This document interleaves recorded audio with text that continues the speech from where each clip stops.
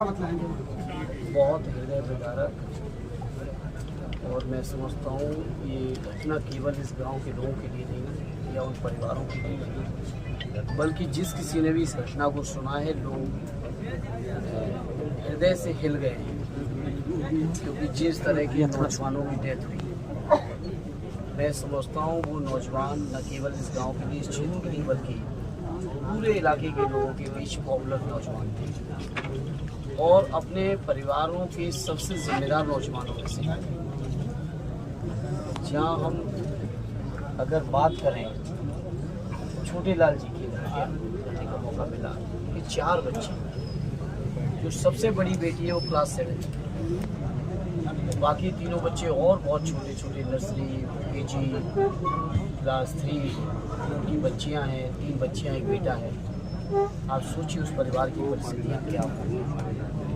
फिर जब हम जहाँ पहुँचे अमन जी के घर,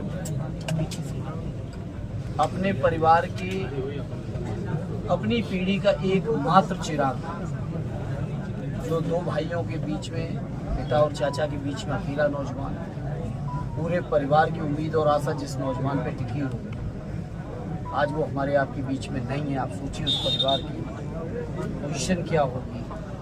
फिर हम पहुँचे रविंदर जी के घर पर, जो खुद में भी उत्तर प्रदेश पुलिस की भी सेवा कर रहे हैं, जिनकी मैं समझता हूँ बमुश्किल 9 माह की बच्ची हो। आप सोचिए उस परिवार पे क्या बीतेगी। और अकेले रविंदर ही नहीं, उनके दूसरे भाई अजय, वो भी इस दुर्घटना की शिकार हुए। मैं समझता हूँ ये प्रकृति का प्रकोप ही था इस गांव के ऊपर, परिवारों के ऊपर, इस क्षेत्र के ऊपर।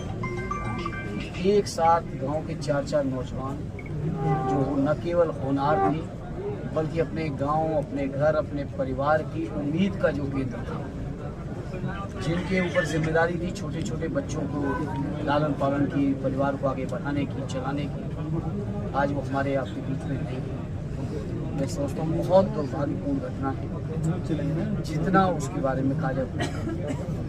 सांसद जी, जैसा कि घटना को हुए लगभग 1 सप्ताह हो चुके हैं और अभी तक प्रदेश सरकार के द्वारा किसी भी तरह के पीड़ित परिवार के लिए राहत की बात नहीं कही गई अब तक, क्या लगता है? देखिए, मैं मांग करूँगा सरकार से कि राजनीतिक द्वेष विद्वेष छोड़कर कभी इंसानियत, मानवता और समाज के लिए जो जरूरी जिम्मेदारियां हैं सरकार की, कभी उसकी तरफ भी बढ़े।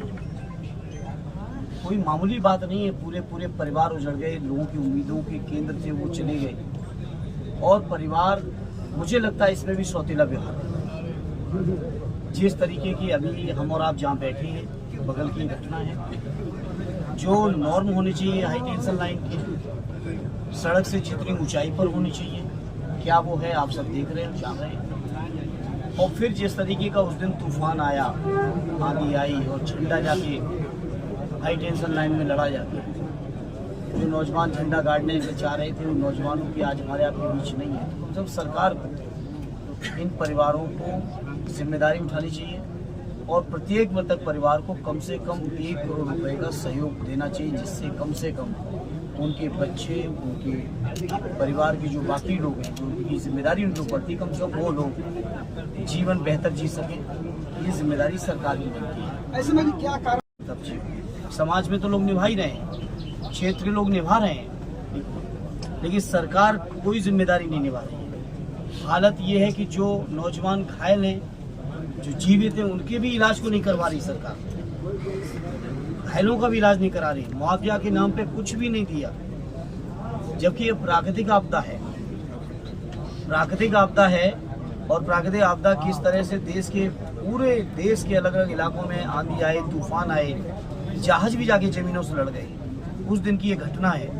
तो मैं समझता हूँ सरकार को जिम्मेदारी उठानी चाहिए, और सरकार जिम्मेदारी नहीं उठाती है तो ये उसकी मर्जी है, लेकिन हम लोग मांग कर सकते हैं और मांग करें। और मैं समाजवादी पार्टी की ओर से अपने नेता आदरणीय अखिलेश यादव जी और अपने पूरे गाजीपुर के स्थानीय समाजवादी साथियों की तरफ से कह सकता हूँ कि इस पूरी समाजवादी पार्टी इस परिवार के साथ, गांव के साथ, जिस भी हालत में है हम लोग। जो राज्यपाल है, वो उनका ये कहना है कि यूपी में जो कानून व्यवस्था है वो 100% सुरक्षित नहीं है। मुझे संतुष्टि है कि कम से कम गवर्नर साहब स्वीकार कर रहे हैं, और गवर्नर साहब की इसी रिपोर्ट को जानी चाहिए केंद्र की सरकार तक, और जैसी पिछली सरकार में केंद्र सरकार बड़ा सख्त थी कानून व्यवस्था को लेकर उत्तर प्रदेश में, जब आदरणीय अखिलेश यादव जी थे, गवर्नर साहब की रिपोर्ट को बहुत संज्ञान दिया जाता था। मैं समझता हूँ इस सरकार को भी लेनी चाहिए और इस बात को हमें आदरणीय अखिलेश यादव जी तो हर मौके पे कहेंगे कि कानून व्यवस्था ध्वस्त है, किसी तरह की कोई कानून व्यवस्था नहीं। सबसे ज़्यादा कस्टोडियल डेथ अगर कहीं है तो आपके उत्तर प्रदेश के अंदर है, सबसे ज़्यादा महिलाओं के ऊपर अपराध है तो उत्तर प्रदेश में है। इस बात को तो हमारे राष्ट्रीय अध्यक्ष जी लगातार कह रहे हैं।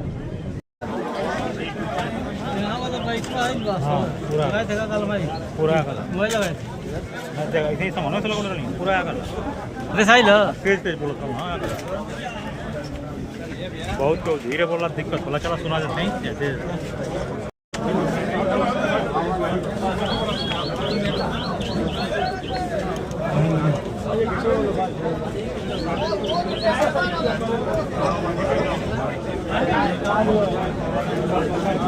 Gracias.